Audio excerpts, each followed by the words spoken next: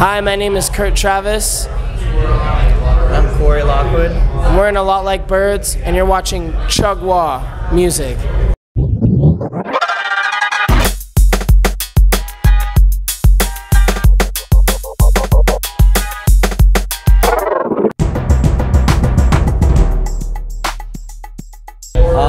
It was actually prior to us even being in the band.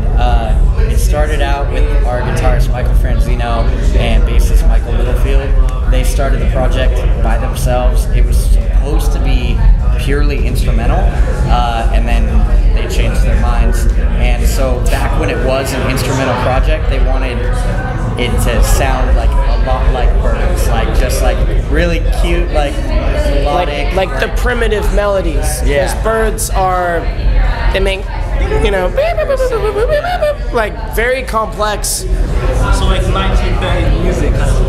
But it's not necessarily music. I mean, music is rhythm, beat, you know, soul, you know, heart, I guess.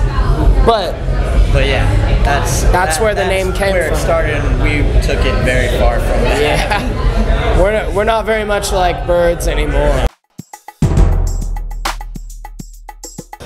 Plan B was a collaboration between Michael Franzino and also Michael Littlefield, which we affectionately call Butter. It's the bass player.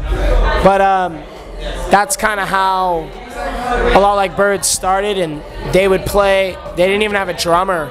They would play to a drum machine, and if you could imagine technical music to a drum machine, it's kind of a, yeah, it's much different from what it is now.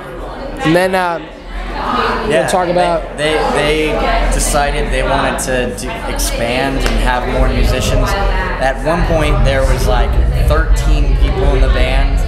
We had horns, we had a violin player, just all kind of keyboards, and then it got trimmed down from there to 6 of us, and then that's when we made Conversation Piece, and that was that CD was kind of a way for us to flesh out and figure out what we were capable of, and then No Place was sort of a maturation of that, where we decided instead of just trying out all these different things we can do, we were going to hone in on one particular theme. We went deeper on like certain elements of our band that we like to do, you know.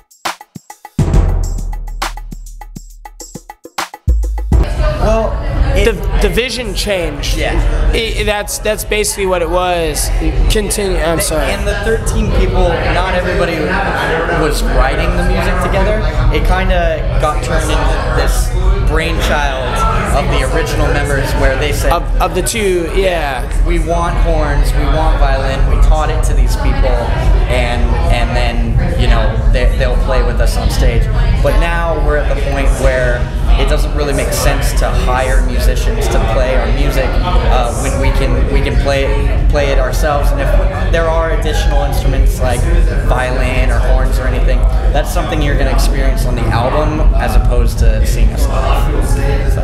We do have certain songs that, I mean, we have backtracks too, because we can't bring out a horn section, you know, and it's like a pinnacle point in the song or something like that. You will hear that live, but like Corey said, it's more of a album specific sound, and we try to portray that live as well as on the record. I think we both agree Corroy Ledge is our masterpiece. I love that song. When we first got the concept of No Place, pretty much from Corey, it was Corey would come to me and he would say, all right, these songs, this is what how they feel to me, you know. Of course, the record No Place, There's No Place Like Home, it's a concept record of all the rooms of this house that A Lot Like Birds has built in our heads, and the balcony was Corroy Ledge. And when I thought about balcony, I was just like, what the fuck am I gonna talk about? A balcony? Like what? And then I kind of brought myself to another place with it, and it really just kind of blossomed. To give more specifics would kind of be very personal to me, but having that balcony and feeling the want to jump off of it, but you don't do it, you know? That to me is, we did that very well, in my opinion. The part that I say is, no matter what the weather's like, you follow me, follow me. Take it honestly to heart, right? I've got a long way to go, and if I do it alone, I won't make it.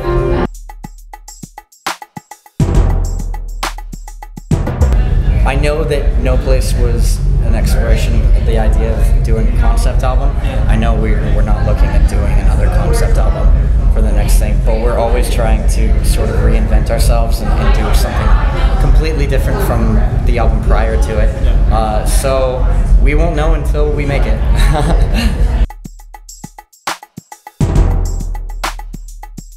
We definitely used to have a hometown venue that we loved called Luigi's Pizza. It was just a pizza place and then a venue connected to it, and those were our just killer shows. Like, we would just pack this little room, like not much bigger than this room itself, and it'd be hundreds of kids and just like people who just, there was no person standing still in the room whatsoever. Everybody was moving, singing along. That used to be a really special place for us, but it's not there anymore. One that stands out is the White Rabbit. I've literally been there probably 5 times a year. Just every tour goes through there. San Antonio, Texas, and the kids are always really cool. Very, very awesome dudes. There's so much of that, which it makes us want to keep going, because there's those people. Just today, seeing there were people coming up to our tent who had lyrics tattooed on them, and that's always mind blowing to me. Just it's cool to make something for somebody to listen to, but it's even cooler to have them completely share their experiences with you and make their music a part of them. Like that's really awesome for us.